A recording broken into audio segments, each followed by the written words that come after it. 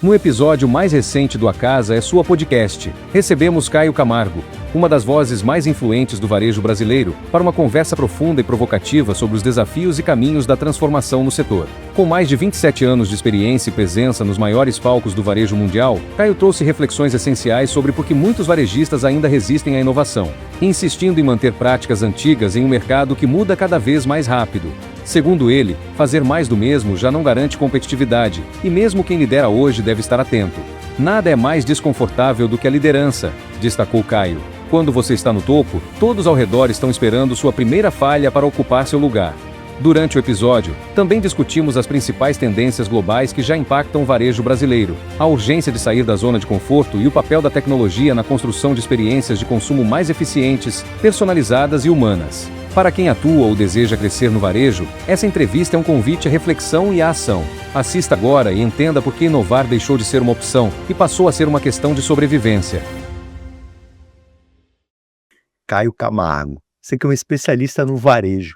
Mas fala para mim, o que para você é o varejo? Porque varejo é acho que cada pessoa imagina algo no varejo, né? Parece algo muito simples, todo mundo acha que sabe o que é, mas o que é varejo de verdade? Bom, fundamentalmente não é um segmento ou um negócio como se pensa focado. Não se trata do supermercado, da loja, do shopping. Varejo é muito mais amplo que isso. Varejo é o que acontece todo dia na nossa vida, né?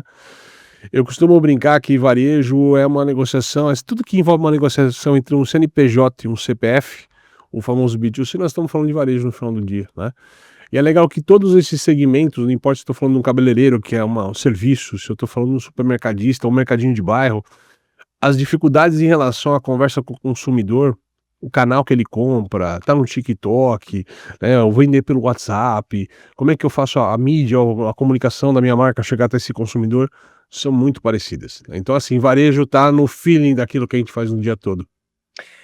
Quer dizer que um salão de beleza, um cabeleireiro é varejo. Com certeza. É colocado como serviço, porque o Sim. ativo que você está vendendo, ele é às vezes intangível, né? A execução, o serviço, ele vai virar um penteado, ele vai virar uma unha feita. Mas a cabeleireira tem a mesma dificuldade de atrair clientes quanto o posto de gasolina, quanto o supermercado, quanto todos os outros negócios. É um serviço, mas no final vira um produto, né? Porque é um Com certeza. cabelo arrumado, um cabelo cortado, né? Cada vez mais não existe produto sem venda de serviço, nem serviço sem venda de produto. Cada vez mais a gente usa ou para atrair, ou para bonificar, ou para amplificar, né? Um complementando o outro. É muito difícil. Você vai no supermercado, tem o cara que empacota, que leva até o carro, isso é um serviço, né? Um Claro. agendamento, uma entrega em casa. Claro. Você vai no cabeleireiro, tem um shampoo que ela vende para você levar para tua casa, algum produto para você levar para sua barba, alguma coisa assim. Então, no fim do dia, tá sempre ali um amarrado, uma sinergia entre produto e serviço. Por que quando você começou, o que te levou pro varejo? Por que essa paixão? Porque a gente conversava antes do podcast, você que está nos assistindo, né? E você sabe que a Casa é Sua é um canal de conhecimento, que a gente traz aqui convidados que usam e que têm DNA na prática e que são indicados para estar aqui. Ninguém senta na cadeira do A Casa é Sua podcast do nada. Você foi convidado pelo Bob, né, que é um amigo nosso. Abraço, Bob, a voz. Bob. Por que você escolheu o varejo? Rapaz, essa história é boa. Nós temos quantas horas de podcast?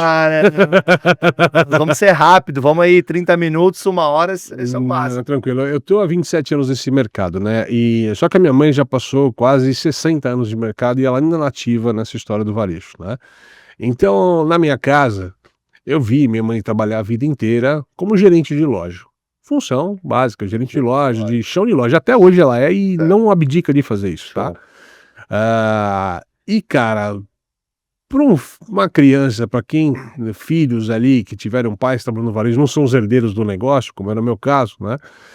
É ruim, né? Porque você vê a mãe no final de semana trabalhando, né? O dia das mães, a mãe às vezes não estava com você, né? Então aquela coisa que não é aquela mãe que está em casa, dona de casa, cuidando do filho, né? Fazendo o café da manhã, o almoço, quando chega. Então, minha mãe estava na labuta o tempo todo, inclusive no final de semana, inclusive no feriado. Então, isso, ó.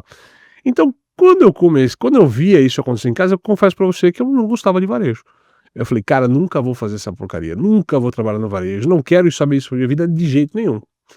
Só que eu fui um garoto que gostava muito de desenhar, né, na infância, levei isso pra adolescência, E achei que aquilo ia ter algum futuro profissional. Entre publicidade, podia ser alguma coisa e tal, acabei indo para arquitetura, cara. Né? E achei, vou desenhar arquitetura. E caí de paraquedas, não tinha nem paixão pela arquitetura, mas caí na arquitetura, né, nessa conversa. E quando chegou a hora de começar a fazer o tal dos estágios, né, que você tem que fazer na faculdade, calhou de ter uma amiga, né, da minha mãe, que tinha um Certo. escritório de comunicação visual. Certo. Fazia fachada, banner, placa, Certo. finalização, para material de construção, para lojas de segmento assim e tal, e eu fui trabalhar, fazer estágio nisso. E cara, a gente brinca com a galera que trabalha muito tempo no varejo. Depois que você entra no varejo, cara, é um bichinho que entra lá nas tuas veias e não sai mais. Você se acostuma com aquilo, você se apaixona por aquilo, ou das duas, ou você vai se apaixonar e ficar o resto da tua vida, ou você vai desistir logo no ato. Não tem jeito. O varejo é 8 ou 80 nessa conversa. E, cara, e realmente eu me apaixonei por esse universo, não abdiquei dele. Entrei pelo caminho da arquitetura, um caminho meio tortuoso, porque na arquitetura a gente não aprende varejo. E comecei nós estamos falando aqui, final da década de 90, começo dos anos 2000, ou seja, 25 anos atrás ali pelo menos, né? Não tinha nem literatura para explicar como é que a gôndola, se nesse sentido vendia e se nesse sentido não vendia, como é que funcionava. A disposição, como que Layout, não tinha nada. ninguém explicava isso pra gente numa faculdade, né? Então, até a literatura, cara, e eu fui um cara que saí da arquitetura e fui fazer um MBA no começo dos anos 2000, legal, a explosão dos MBAs MBA. em marketing, cara. Em marketing. Então, o que o arquiteto tá fazendo um MBA de marketing? Primeiro que o arquiteto não aprende a se vender. Certo. Aí no marketing você aprendeu a precisar vender. E aí no marketing eu fui me apaixonar por uma coisa que tem tudo a ver com varejo, que é esse relacionamento de comportamento do consumidor, comportamento do cliente, né? E essa grande nuance que me guiou até hoje. Eu fui mudando de profissões, eu fui planner de agência, fui vendedor de área comercial de arquitetura, um monte de coisa, mas o grande fato é que, assim, a grande espinha dorsal é entender dos consumidores, é entender como eles compram, por que eles compram e como as marcas têm que responder a isso de uma forma rápida. Isso foi moldando o meu desenho de negócios, o que eu faço até hoje. Hoje eu estou muito mais na linha de palestrante e podcaster, né? Assim como você aqui e tudo mais. Mas, assim, é uma linha sempre de expressar o que eu aprendi ao longo desses 27 anos e nunca para de aprender, né, cara? Porque acho que todo ano muda meu conteúdo, eu tenho que aprender todo dia um pouco, tem sempre novidade. Hoje estamos nesse mundo de IA, que há 2 anos ou 3 anos a gente não falava. Certo. Daqui 1 ou 2 anos talvez tenha uma nova onda de alguma coisa que a gente não saiba nem ainda o que pode ser essa história. Então a gente não pode parar de aprender o tempo todo. Eu acho que uma das grandes coisas que eu tenho batido muito a tecla quando eu converso com o varejo é um pouco desse feeling de eu estou há 30 anos, há 40 anos fazendo a mesma coisa, nunca precisei mudar, né? Então, assim, e realmente hoje todo varejista, todo empresário precisa estar atento às modificações. As coisas estão acontecendo muito rápido em 1 ou 2 anos. Transformações 180 graus em alguns casos, né? Então isso tem que estar de olho. Se não estiver atento, né, pode gerar problemas sérios. Cara, é tão crônico isso, que às vezes, assim, as pequenas cidades, os empresários, mesmo bem-sucedidos, que criaram impérios, né, nos interiores dos países, assim, eles acreditam que o consumidor dele não mudou. Mas eu visito em palestras cidades pequenas, com audiências, né, mais modestas, negócios mais humildes, e você vê, cara, ninguém mais pede delivery, eles pedem iFood. Eu vou soltar as marcas só pra falar. Ninguém mais pede táxi, eles pedem Uber, né? Verdade. O cara bota lá, o cara tá escutando uma música no Spotify. Então, assim, tudo mudou e chegou. E a gente brinca, né? Eu acho o grande que muda que isso é uma coisa global, mas assim, o maior concorrente de um mercadinho de bairro em qualquer lugar do mundo hoje é o marketplace na China.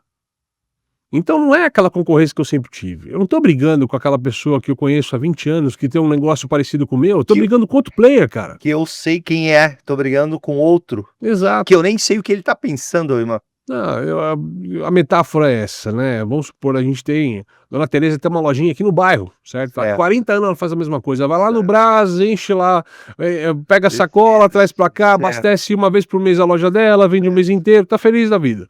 Mariazinha vai comprar com ela. Atravessa a rua, entra na loja dela e fala: Dona Tereza, tem aquela blusinha que tá famosa no TikTok? Dona Tereza fala assim: ai, não comprei dessa vez, nem sabia dessa blusinha. Mês que vem, quando eu for lá, eu vejo se tem pra trazer pra você. Esse é o modus operandi da Dona Tereza. Certo. Mariazinha, o que faz? Ela dá a volta pra trás, saiu da loja, ela cata o celular, comprou na Shein, vai chegar daqui 2, 3 dias na casa dela e acabou. A do TikTok. Então assim, concorrendo a Dona Tereza, não é mais Dona Joana. Não é uma Dona Maria. Mudou, cara. Mudou radicalmente. Isso com tudo que a gente faz. Com tudo que a gente faz, né?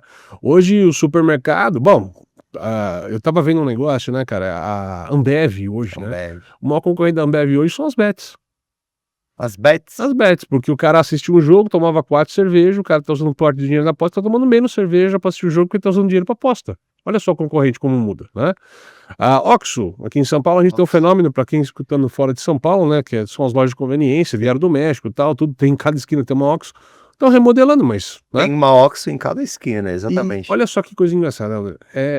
Eu vi no primeiro movimento, e todo mundo viu no movimento, uma Oxxo entrando pra tomar o lugar do mercadinho de bairro. Certo. Com um produto mais fresco, a padaria e tal. Certo. Se você observar as Oxxos nesse exato momento, você vai ver que ela tá tirando o lugar, não do mercadinho, mas do boteco.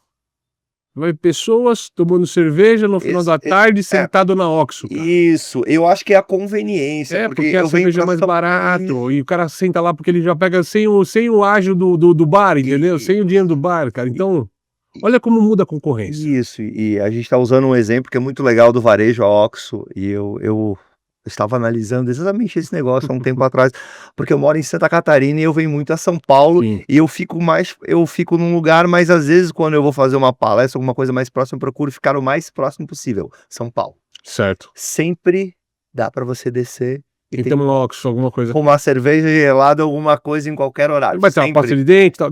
Isso. O business deles é esse.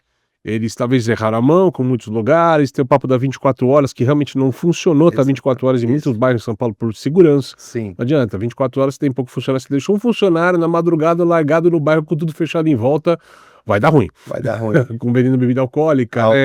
Ruim, cara, vai passar, exatamente. Vai dar ruim e assim, foi o que eles estão revisando, mas assim, me espanta essas coisas, que as coisas foram criadas para brigar no mercado e elas acabam tomando um outro rumo e tomando outro mercado. Então, para esses caras, muda tudo. Você quer ver um outro exemplo de coisas que de repente a gente não percebe e acontece? Aqui a gente tem que falar de uma realidade muito mais de São Paulo. Você que é de outro estado, talvez visitando São Paulo vai entender isso.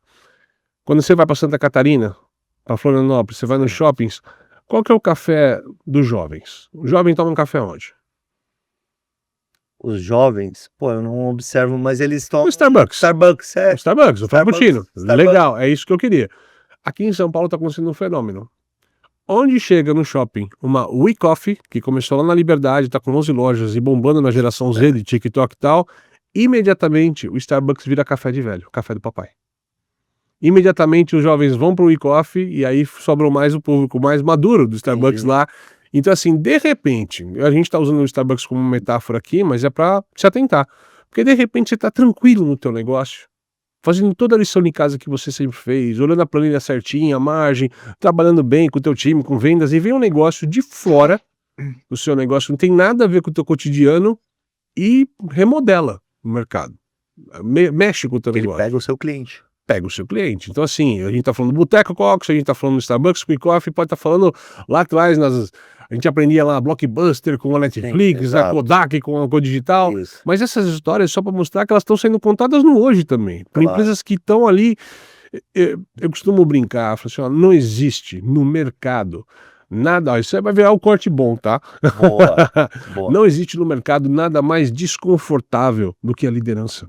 E ninguém ensinou isso pra gente. Não existe nada mais desconfortável, porque é muito mais fácil chegar a ser líder. Na vida.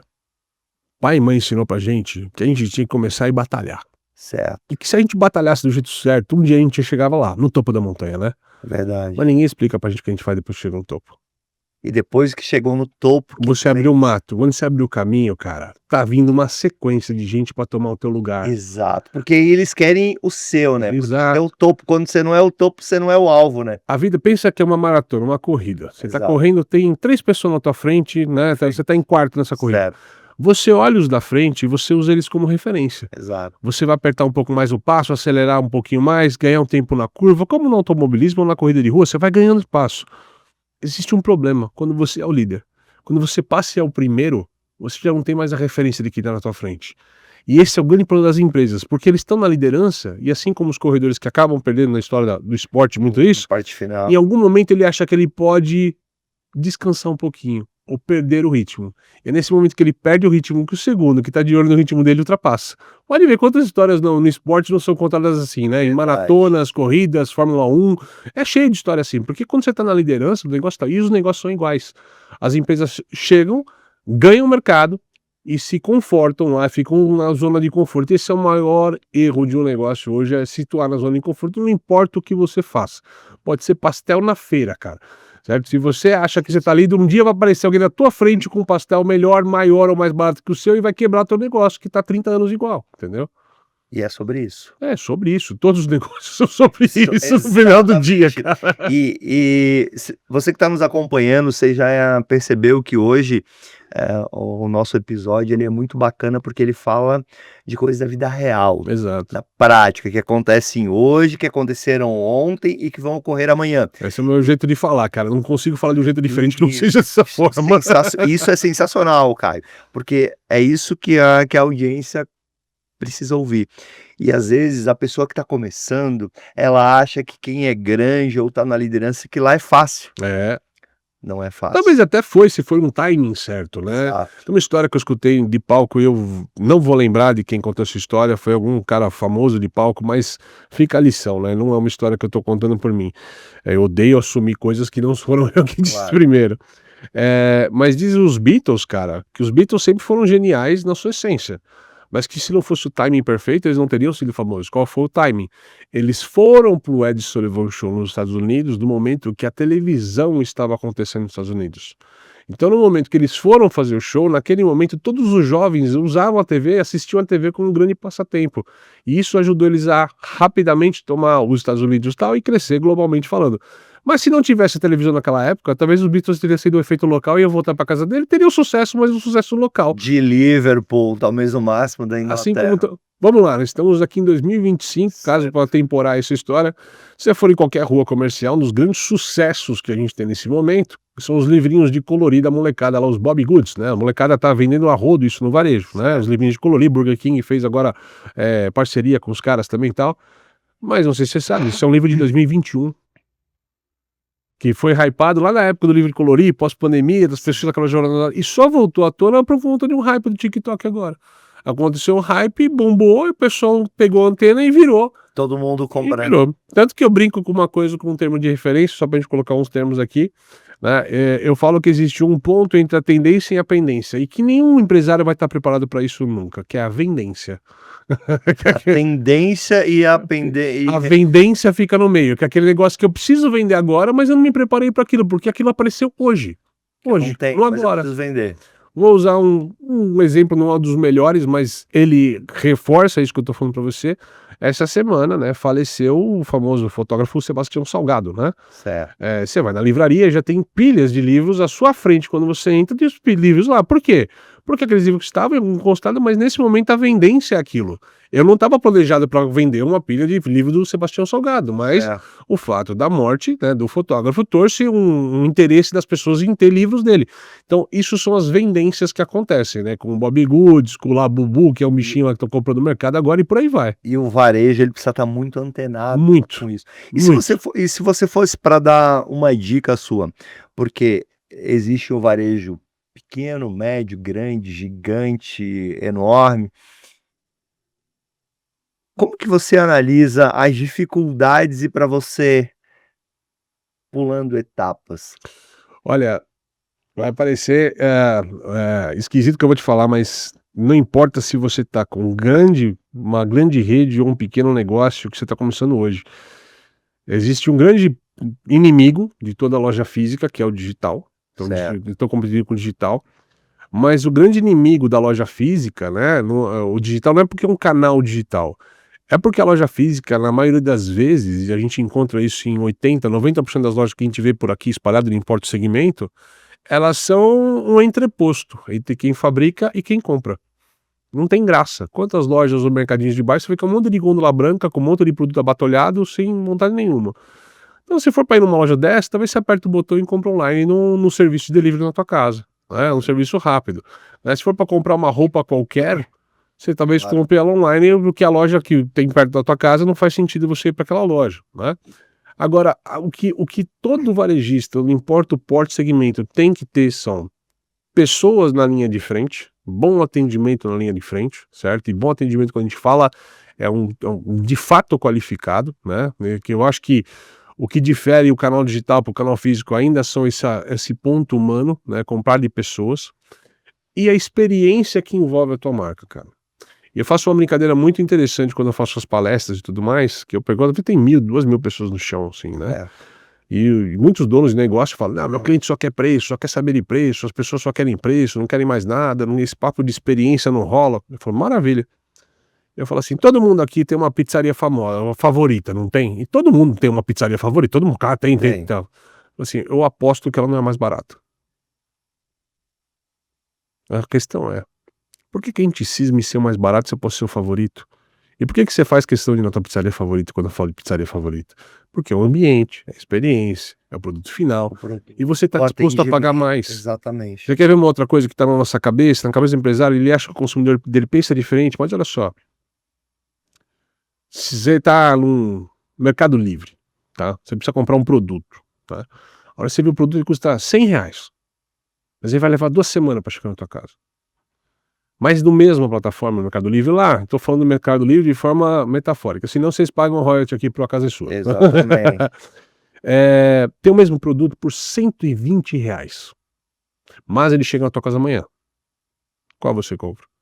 Eu compro de 120. Você e todo mundo. Tem. Então olha só que coisa maluca, nós estamos respondendo, e eu também faria isso, que a gente aceitaria pagar 20% a mais no produto para receber mais rápido. Olha a loucura. A maioria das pessoas que estão escutando a gente, por exemplo, posso brincar com ela, fazer uma mágica aqui, ó. Provavelmente a última coisa que você pediu no iFood, por exemplo, você pediu a mais rápida. Você nem olhou o preço. Primeira questão é qual é o tempo de entrega. Depois você olha o preço. Você não começa a buscar a pizza e qual é a pizza de mussarela mais barata. Claro. Muita gente, não sei que você vai comprar, eu quero desta marca este produto hoje, eu quero a Pizza Hut, o McDonald's, o KFC. Você vai buscar um produto rápido. Eu quero comida japonesa. Quem entrega mais rápido agora para mim? Depois você vai buscar o preço naquele cara. E se não bater a oferta com preço, você vai em outro cara. Mas então o primeiro parâmetro, as pessoas estão comprando tempo. As pessoas estão topando pagar mais caro para ter tempo na vida, para ter qualidade, para ter experiência. E isso que você falou sobre tempo é algo que eu concordo 100%. A gente tem alguns negócios no varejo que eles vendem pro alto padrão. Há 20 anos atrás, 15, 10, a pessoa ela ia comprar para casa, para mobiliar a casa. Ela ia comprar um item em um lugar, o outro em outro. Isso leva muito tempo. Sim. Hoje ela quer o quê? Alguém que resolva tudo. Exato, não quero problema. O que ela tá comprando? Tempo. Eu quero pagar para não ter problema. Exatamente. Eu quero pagar para me livrar desse problema nesse momento. Exatamente. Para me livrar desse problema e para quê? Para que eu não precise estar usando meu tempo. E é incrível que as empresas que entendem isso estão conseguindo lucrar muito mais. Então você pega assim, por exemplo, um próprio iFood da vida, um Uber da vida. Quantas vezes você não pegou o Uber e aparece assim, esse aqui é mais rápido? Sim. Não aparece pra você? Parece. Esse aqui chega mais rápido. Aí, Cara, você nem percebeu que é R$20 mais caro do que a linha de cima, mas você apertou o botão porque era mais rápido. Você chegou no lugar, você quer ir para um lugar agora. Isso sempre acontece. Eu pelo menos chego 2 vezes em Congonhas por mês. Exato. O Uber ali é escasso. Exato. E a gente tem o trânsito em São Paulo. Eu sempre uso o mais rápido. Não olho o valor, é o mais rápido. Porque na vida a gente está comprando isso. Então, assim, essa é a grande lição do varejo. Então, assim, não importa se eu comecei hoje a abrir um mercadinho, tem 2, 3 gôndolas mal abastecidas, eu vou começar a trabalhar o quê? Com a experiência do consumo e com o atendimento dele. Entender quem é esse cara. A única coisa que esse cara não é preço. E a gente fala que, assim, preço no varejo é muito importante. Muito importante. Pela população que a gente tem, pela carência, por tudo que acontece no Brasil, economicamente falando, o preço ainda é importante. Só que se você, para o teu consumidor hoje, você é só o mais barato, o que você vira quando aparece alguém mais barato que você? Ou que você vai ser trocado, né? Vai ser trocado. Comprar mais barato. Preço não fideliza, preço não cria lealdade. Se você é sempre mais barato, um dia tem alguma coisa mais barata, você vai botar mais barato. Sempre vai ter alguém na vaga. Por isso que é o problema dos supermercados, né? Os supermercados, muitos morreram em frente ao atacarejo, né? Porque o atacarejo ele é barato. E aí a hora que o atacarejo começa a ter um outro modelo daqui a pouco mais barato, o pessoal vai correr para outro modelo mais barato que não seja o atacarejo. Essas são nuances do varejo que são iguais a todos os segmentos, não tem jeito. E que isso é importante, né? Por quê? Porque muitas vezes você sabe, você ouve, mas você não aplica, né? Eu percebo muito isso. Não, porque é muito fácil. Assim, o papo da zona de conforto, Nem eu, nem você, ninguém gosta de sair da zona de conforto. Claro. Ela não é à toa, ela é desconfortável. Exatamente. Essa aí é desconfortável. Você fala que ela é desconfortável, o que você quer? Pô, eu quero conforto. Não, eu quero ficar onde eu tô, porque eu gosto e assim, a gente tem medo do desconhecido, né. Por exemplo, se você faz há 20 anos a mesma coisa, sempre deu certo, você falar que se você vai ter que abdicar de tudo aquilo para começar no zero, começar um novo caminho, bate uma insegurança muito grande. Eu falo assim, muito varejista, muito empresário não inova, não é por teimosia, mas é por medo. Porque até hoje ele controla na minúcia, com o conhecimento dele, aquilo que ele faz. Quando eu falo para fazer uma coisa, vamos lá, algum tempo atrás, quando a gente falava de rede social, os mais velhos não entendiam a rede social, né? Então quando alguém fala, tem que mexer isso, esse algoritmo e botar a foto, o cara fala, cara, eu não entendo nada disso, eu entendo de comprar e vender. Então o desconhecido faz com que ele evite para esse lado desconhecido. Ele tem medo de aprender. E uma coisa que eu sempre falo, e eu aprendi ao longo de 27 anos, é assim, ó, antes de aprender alguma coisa, a gente tem que convencer que ele está disposto a desaprender primeiro. Se você está disposto a desaprender para poder aprender, porque talvez eu tenha que te ensinar que você está completamente errado, você vai ter que fazer tudo novo. E a maioria das pessoas, e aí não é só empresário só, não querem. Um vendedor, quantos vendedores há anos fazem mais do mesmo, vendendo do mesmo jeito? Você fala, tem um jeito novo de vender que vai funcionar melhor. Ele fala, não, eu sei vender. Eu não preciso aprender. Exatamente. Eu estou confortável. Esse é o problema do varejo. Então, assim, para aprender, qualquer pessoa tem que estar disposta a desaprender. Não, deixa eu aprender uma coisa nova. Vai que dá certo. Vai que mudou o mercado. Vai que eu estou errado, né? E as pessoas não abrem ao novo e esse é o maior perigo de tudo que a gente faz, cara. E se você não é um coração ensinável, né, treinável, você não muda. E às vezes você precisa mudar, né? Você precisa... Se você é um gigante, né, sei lá, um transatlântico, é mais difícil, né, para... Se é o menor, talvez você muda mais rápido. Cada um tem uma vantagem, porque se é o menor, se a onda é mais revolta, você vai ter mais dificuldade, né? Mas tem uma dica fácil pra isso, cara. Vai ser boba, mais um corte pra você. Vai ser uma dica boba, simples, mas assim, é o meu mantra de vida, de verdade, André. Eu troco todo eu acho por eu não sei. E parece bobo quando eu falo isso aqui, mas assim, a gente tem que parar de achar as coisas. A gente acha muito pelo background que a gente tem. Claro. A gente tem que saber as coisas. Então, quando alguém fala assim, na metáfora, né, minha esposa vai lá no shopping comigo e fala assim, amor, não é que essa roupa vai ficar bacana em mim? Eu falo assim, mas experimenta. Por quê? Experimenta. Se não ficar bacana, você já sabe, já perdeu a vontade. Se ficar bacana, a gente vê se compra. Meu filho vê um cardápio lá no restaurante e fala assim, nossa, nunca vi suco disso. Será que eu devo experimentar? Eu falei, experimenta. Mas pai, se você não gostar, cospe. Por que a gente tem medo de errar, cara? Sabe, vai que é uma coisa que se você gosta de um sabor novo, que você nunca vai experimentar, né? Se você acha que deve ser esquisito isso, experimenta. Se for esquisito, você entendeu, você sabe que é esquisito, você sabe que você não gosta. Claro. Mas em casa a gente brinca muito disso, né? Aqui é meu vegetal. Não gosto de feijão, mas você já comeu? Não. Então experimenta. Se você não gostar, eu tô com você. Se você comer e não gostar, não vamos forçar a barra. Mas a gente tem que experimentar, testar modelos, eu tô com uma ideia, chefe, para fazer um atendimento de jeito diferente amanhã. Vamos fazer? Não, acho que não vai dar certo fazer isso não, porque ao contrário vai lá, faz, vamos medir. Se der certo, beleza, se não deu, a gente volta para trás. É simples assim. Se a gente pegar tudo que a gente faz na vida e como pequenas alavancas começar a tirar o eu acho e virar um eu sei, quando você vê, cara, você tá inovando um monte de coisa na tua vida, aprendeu um monte, se abriu o teu caminho para novas possibilidades, para novos conhecimentos. Quando a gente acha, a gente bota a sua barreira. Tudo que você fala, acha uma barreira. Pensa assim. Toda vez que você fala, acho que sim, acho que não, você tá botando um limite ali. Vamos saber, vamos enfrentar, vamos descobrir. E não é legal falar assim, cara, isso não dá certo, já tentamos no passado e não funcionou. Você sabe. Saber é melhor do que achar sempre. Sensacional. Bom, o papo tá tão bom que eu até esqueci de falar dos nossos patrocinadores. Bora lá. Agora que o podcast não é para os patrocinadores. Eu criei um nome no podcast A Casa é Sua que eu chamo do patrocinador cultural. Como aqui é conteúdo, para que possa ter conteúdo, então o nosso patrocinador mais importante é o convidado, é você, Caio. Opa, porque se não estivesse você, o Caio Camargo, a gente vai deixar o contato aqui dele. Ele é especialista em varejo, faz palestra. Exato.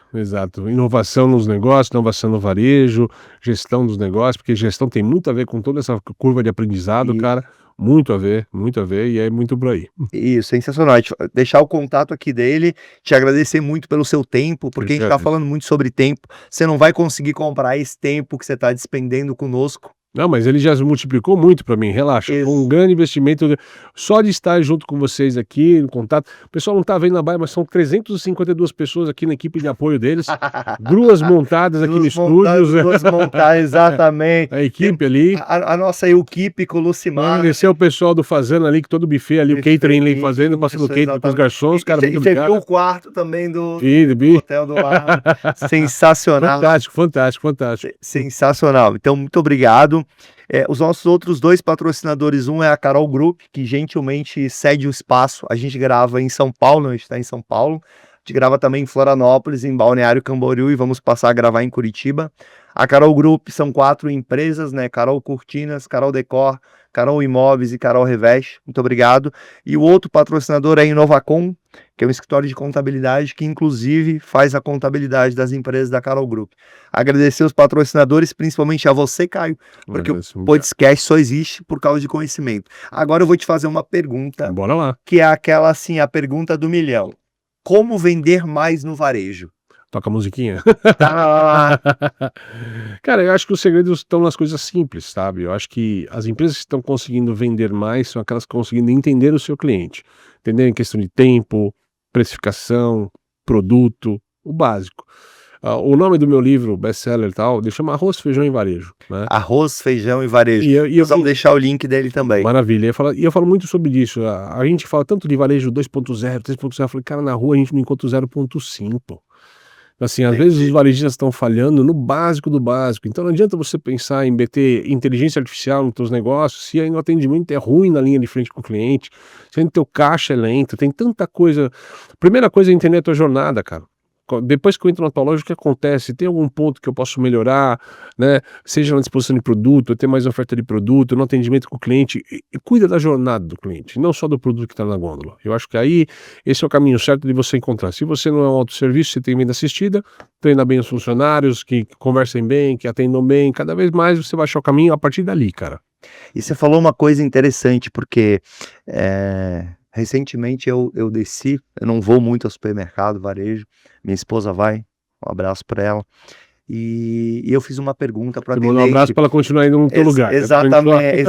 E eu fiz uma pergunta para as pessoas que estavam lá, era um lugar menor, não vou falar a marca e tal, e uma coisa simples, eu precisava de sal.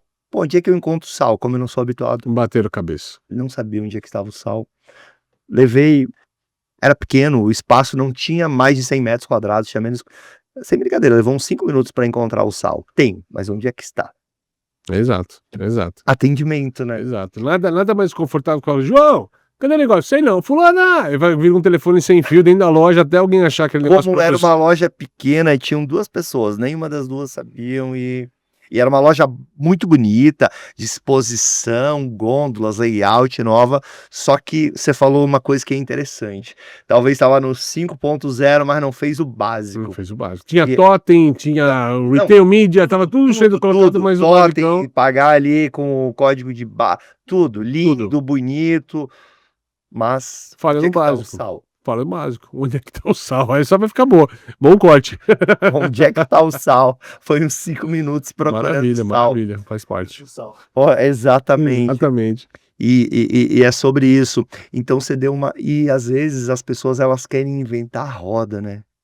Talvez só dá uma limpadinha na roda e faça a roda girar mais rápido. O grande problema disso tudo é que às vezes as pessoas elas... assim, encontram algo que está sendo feito novo. Nossa, está se falando muito disso. Vamos embutir isso no meu negócio hoje. Só que a pessoa não entende o que está acontecendo lá no dia a dia da loja dele. Eu brinco que um dos exercícios que eu mais gosto de passar para as pessoas é: pega um caderno, deixa o celular lá na gaveta para não atrapalhar você, cata um caderno, durante 60 minutos, vai do outro lado da rua e fica olhando o teu negócio e anota o que acontece. Só. Quantas pessoas passaram na frente, quantas olharam na vitrine, quantas entraram na loja, quantas saíram com sacolinha. Vai ser a melhor consultoria que você teve na vida. Você vai descobrir coisas fantásticas sobre o seu negócio que estavam na tua frente. Vai descobrir que o produto está mal colocado na vitrine, que a equipe não atende, que o consumidor não está percebendo tua loja. Nuances. O problema é que quando a gente está no balcão, no dia a dia, olhando planilha, cálculo e resolvendo problema, a gente perde a mão do negócio. Isso é o que acontece com a maioria dos vendedores. É o papo do umbigo no balcão. Eu falo, tem que sair um pouco do balcão para ver o que está acontecendo com o consumidor também. A visão de dentro é muito boa, mas você acaba perdendo essa visão de fora do cliente também. Sensacional. Bom, a conversa tá ótima. A gente já tá chegando na parte final. Eu deixo pro final sempre a pergunta que eu considero a melhor e a mais importante. Por quê? Porque eu valorizo quem nos assiste até o final. Como é conteúdo, né, conhecimento. E eu sempre pergunto, se você fosse começar no varejo, empreender no varejo, você pode empreender como CPF, você pode empreender como CNPJ, o que o Caio faria? Ou o que o Caio acredita que essa pessoa precisa ter com a experiência dele? Então veja que isso é uma pergunta pessoal, né? Não é o que o fulano acha, não, é o que o Caio Camargo acha. Pensa. Cara, eu acho assim, serviços, eles sempre têm um agregado que se você souber executar algo muito bom, sabe, você consegue se destacar. Eu provavelmente não faria nada de commodity, minha visão pessoal, porque eu acho que é o mercado mais difícil de você brigar hoje dentro do comoditizado, embora ele tenha alto apelo de comercial, de você vender latinha de Coca-Cola, roupa no braço, tanto faz, né? Mas você tem uma dificuldade de ganhar atração na sua história. Agora, quando a gente fala de serviço, realmente você tem um mercado um pouco mais amplo, né? Tem uma menina que faz a sobrancelha, o cara que faz o cabelo, né? Qualquer tipo de serviços, né, estéticos e tal. Estética é uma área que tem crescido bastante. Seriam alguns caminhos ali que eu olharia com algum carinho.